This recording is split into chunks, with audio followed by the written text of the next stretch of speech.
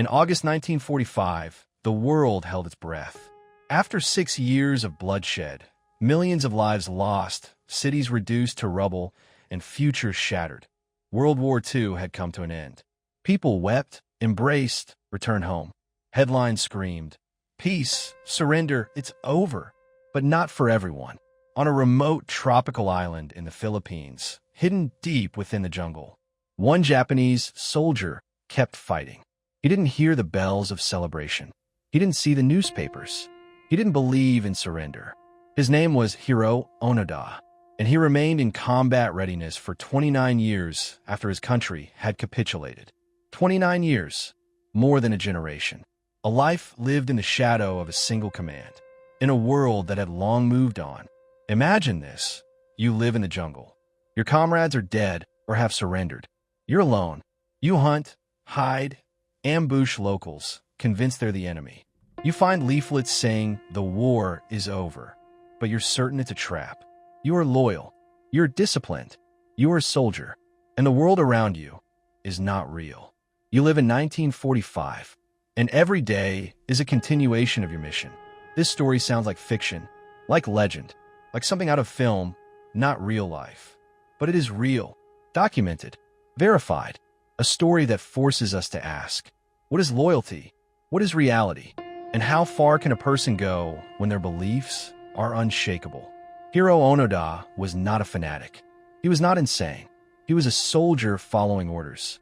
And he did so with such precision that he became a symbol of both tragedy and heroism. His life is a mirror of the human psyche, a story of isolation, conviction, and how a single idea can become everything.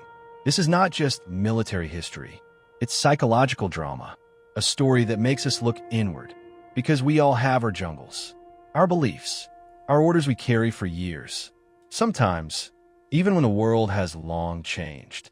In this video, we'll tell the story of Hiroo Onoda, his journey, his isolation, his return, and what happened after. We won't judge. We'll listen, because this story deserves to be heard. Unbelievable, but true.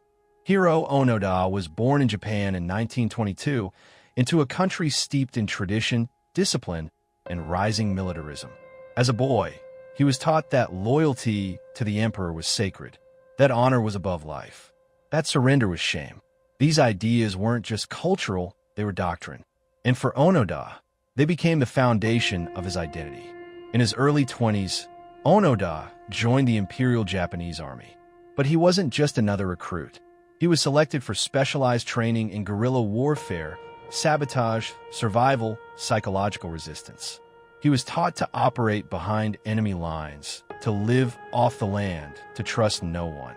His instructors drilled into him a single truth. You are the last line. You do not surrender, ever. In December 1944, as the tide of war turned against Japan, Onoda was deployed to Lubang Island in the Philippines. His mission, disrupt American operations, destroy airstrips and supply lines, and hold the island, no matter what. But there was a catch. He was told explicitly, you are not to surrender under any circumstances.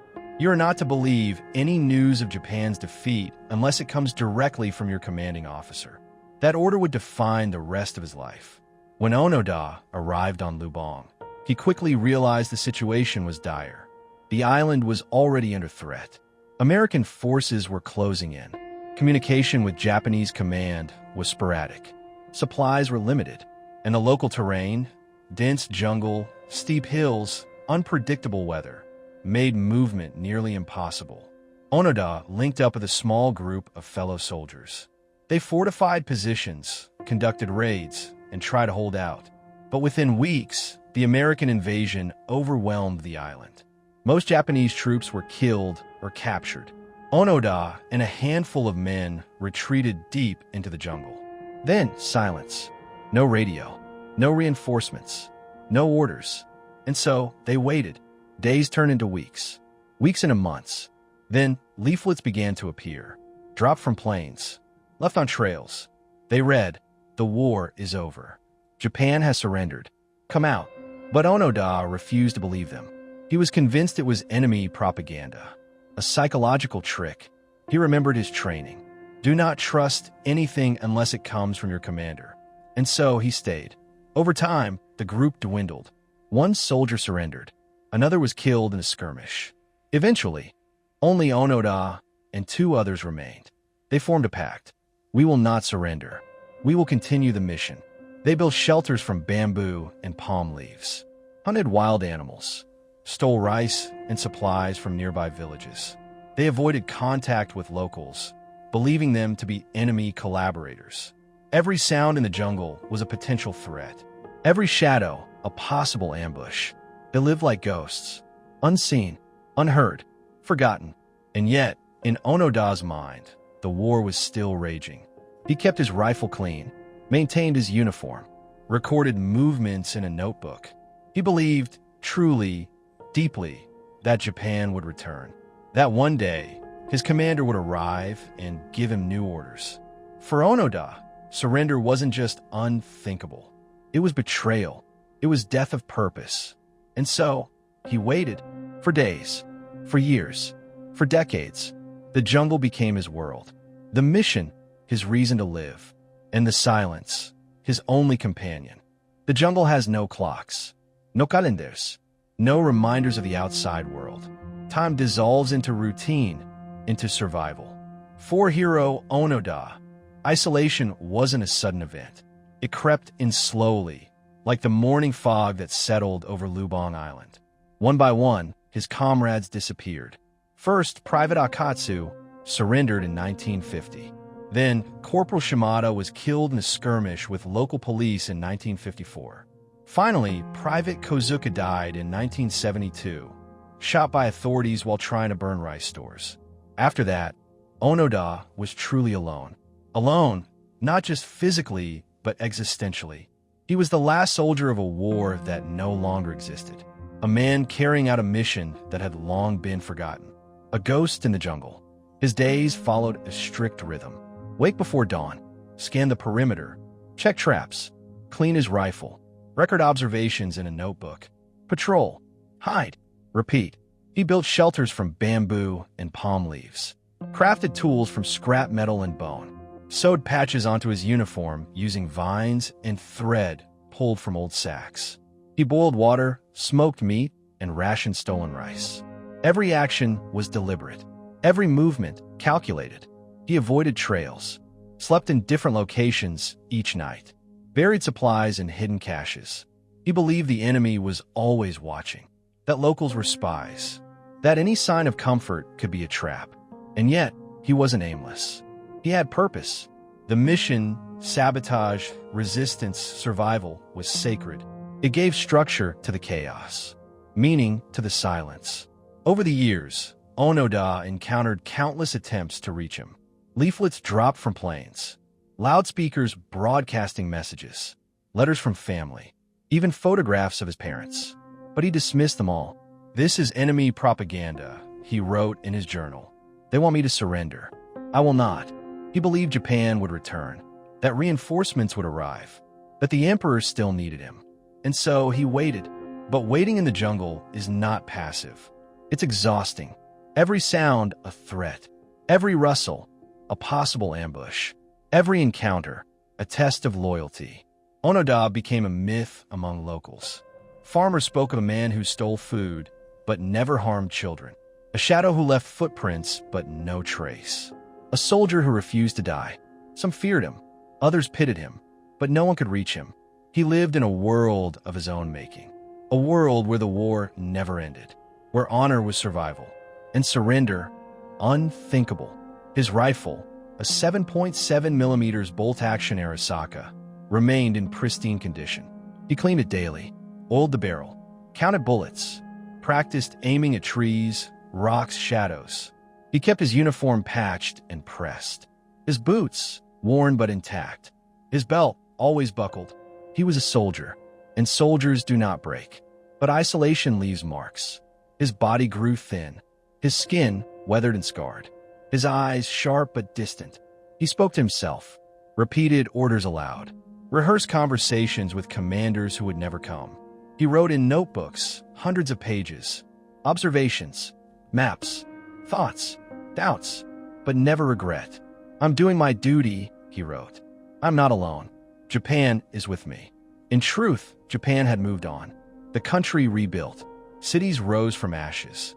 Generations grew up without war. Onoda's name faded from memory, until a chance encounter would change everything. But that's for the next chapter. For now, we sit with him in the jungle, in silence, in ritual, in belief. Because isolation isn't just absence. It's presence, of conviction, of discipline, of identity. And Hiroo Onoda was still waiting. The jungle is not a place you live in. It's a place you endure. And Hiroo Onoda endured it for nearly 3 decades. After the death of his last companion in 1972, Onoda became a solitary figure, a man without a unit, without a country, without confirmation that his mission still mattered. But he didn't falter. He adapted. His shelter was primitive but efficient: bamboo walls, palm leaf roofing, dugout sleeping pits to avoid detection. He moved often, never staying in one place for more than a few nights. He buried supplies in hidden caches, marked only by subtle signs only he could recognize: a bent branch, a stone turned sideways, a scratch on bark. His diet was a patchwork of jungle survival: wild bananas, coconuts, stolen rice, frogs, snakes, and occasionally cattle meat from raids on local farms. He boiled water using rustic cans, cooked over fires made from dry leaves and twigs. He learned which plants healed wounds and which ones poisoned. He became a master of camouflage, blending into the terrain like a shadow. But survival wasn't just physical. It was tactical. Onoda believed he was still at war, that the enemy, American forces and their Filipino allies, were trying to flush him out.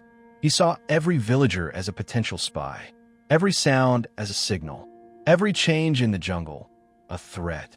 He conducted reconnaissance missions, tracked movements, drew maps, recorded patterns. He even staged sabotage operations, burning rice stores, slashing tires, stealing radios. These weren't random acts. They were calculated strikes, part of a war he believed was still unfolding. Locals feared him. They called him the Mountain Ghost.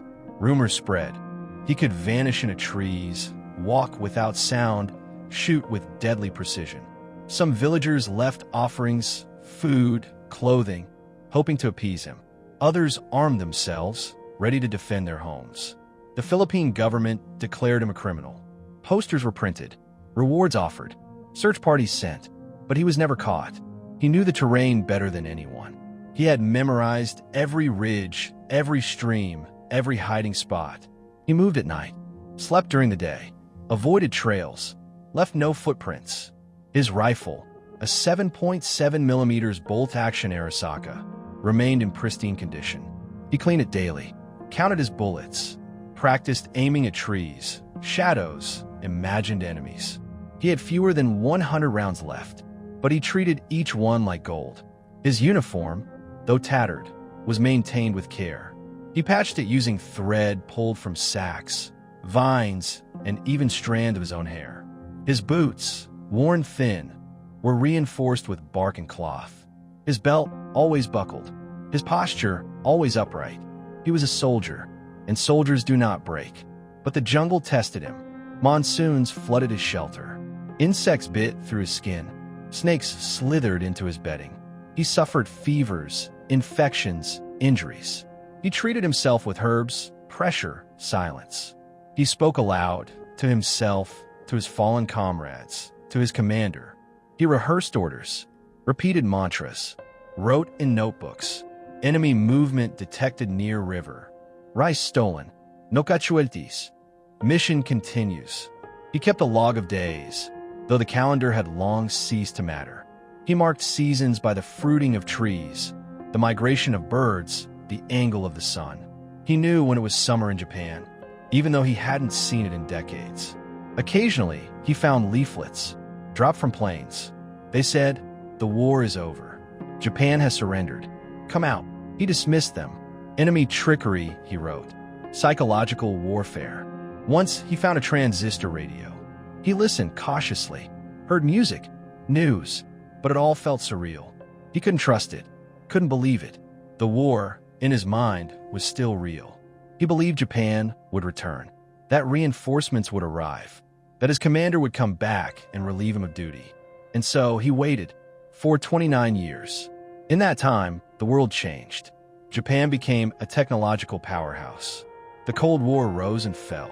Man walked on the moon, but Onoda remained in the jungle. His body aged, his hair grayed, his skin toughened, but his spirit stayed sharp. He was not broken. He was not lost. He was committed. And then, in 1974, a stranger arrived, a young Japanese traveler named Norio Suzuki.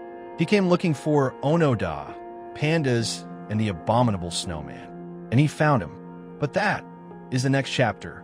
By 1974, Hiroo Onoda had spent nearly 3 decades in the jungle. He was officially declared dead in Japan. His family had mourned him. His country had moved on. But Onoda remained faithful to a mission no one remembered. Then came Norio Suzuki, a 24-year-old Japanese adventurer. Suzuki was not a soldier, not a historian, not a government agent. He was a wanderer, curious, idealistic, and determined. He told friends, "I'm going to look for Lieutenant Onoda, a panda, and the abominable snowman," in that order. In February 1974, Suzuki arrived on Lubang Island. He asked locals about the mysterious soldier in the mountains. Most laughed. Some warned him, but Suzuki pressed on. After days of searching, he found him. Onoda emerged from the jungle, cautious, armed, skeptical. He wore his tattered uniform. His rifle was clean, his posture rigid. Suzuki bowed, spoke in Japanese, told Onoda he was from Tokyo, that the war had ended, that Japan was at peace. Onoda listened, but he did not surrender. "I will not leave until I receive orders from my commanding officer," he said. Suzuki understood. He returned to Japan with photographs, proof that Onoda was alive. The story exploded in the media. The Japanese government acted quickly. They tracked down Major Yoshimi Taniguchi, Onoda's former commander. He was retired, running a bookstore, but he agreed to return. In March 1974, Taniguchi flew to Lubang Island. He wore his old uniform, carried official documents, and stood before the man he had once trained. Onoda saluted. Taniguchi read the order. "Lieutenant Hiroo Onoda is hereby relieved of all military duties." Silence. Then, Onoda lowered his rifle, removed his sword, handed over 500 rounds of ammunition, several grenades, and the dagger his mother had given him in 1944 to use if captured. He wept. On March 9, 1974, Hiroo Onoda surrendered to Philippine President Ferdinand Marcos. Marcos, recognizing the extraordinary circumstances, pardoned him for his actions during the war. Onoda returned to Japan, a country he hadn't seen in 30 years. The reception was overwhelming. Crowds cheered. Reporters swarmed. He was hailed as a hero, a symbol of loyalty, discipline, and endurance. But Onoda fell out of place. Tokyo was unrecognizable. Neon lights, skyscrapers, Western fashion, pop music, consumer culture. "I felt like I had landed on another planet," he later said. He struggled to adapt. The values he had lived by, sacrifice, obedience, honor, seemed outdated. He was offered jobs, interviews, even movie deals, but he declined most. In 1975, he moved to Brazil, became a cattle rancher, lived quietly, found peace in the simplicity of rural life. Years later, he returned to Japan and founded the Onoda Nature School, a program to teach young people survival skills, discipline, and respect for nature. He never renounced his beliefs, never apologized for his actions. He said, "I became an officer and received an order. If I cannot carry it out, I would feel shame." Onoda died in 2014 at the age of 91. His story remains one of the most extraordinary tales of loyalty in modern history. A man who lived by a code, even when the world forgot it. A soldier who waited for his commander, and when the order came, obeyed. Was he a hero? A relic? A cautionare tale? Perhaps all three. But one thing is certain. Hiroo Onoda never surrendered until he was told to. When Hiroo Onoda stepped off the plane in Tokyo in March 1974, he entered a world he no longer recognized. The city was electric, neon signs, bustling streets, Western fashion, pop music. Japan had transformed from a war-torn empire into a modern economic powerhouse. But Onoda hadn't changed. He was still a soldier. The reception was overwhelming. Crowds gathered. Reporters swarmed. Politicians praised him. He was hailed as a national hero, a man of unbreakable loyalty, discipline, and endurance. But beneath the applause, there were questions. What had he really fought for? Was his loyalty admirable or tragic? Had he been a symbol of honor or a prisoner of outdated ideals? Onoda himself was quiet, reserved. He gave interviews but rarely smiled. He said, "I was carrying out my orders. That is all." He published a memoir, No Surrender, My 30-Year War, which became a bestseller.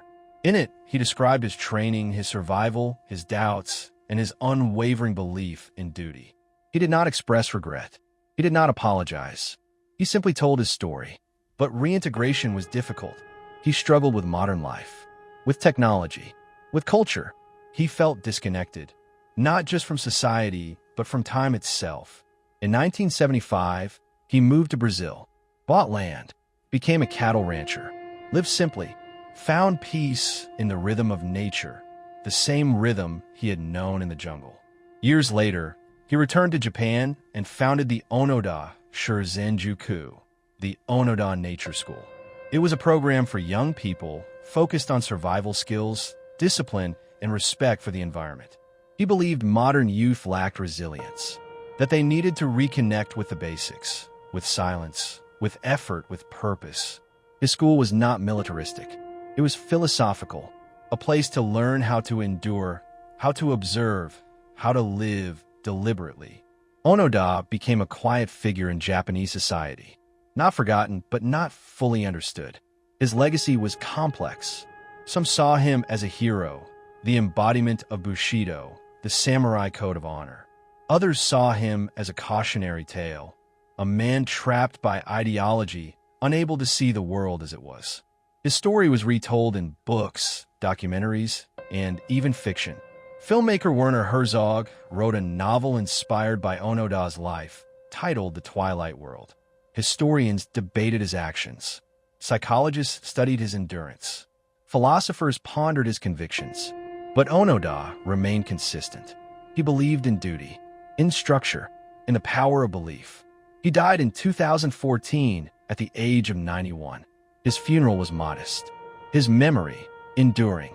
Today, his story continues to resonate. In a world of shifting values, rapid change, and moral ambiguity, Onoda's unwavering commitment stands out. It challenges us, forces us to ask, what do we believe in? What will we endure for? And when does loyalty become isolation? Hiroo Onoda was not perfect. He was not simple. He was a man shaped by war, by training, by culture, and by silence. His jungle was real, but so was his return. And in that journey, from soldier to survivor, from ghost to teacher, lies a story not just of one man, but of all of us. Don't forget to like and subscribe if you like this story.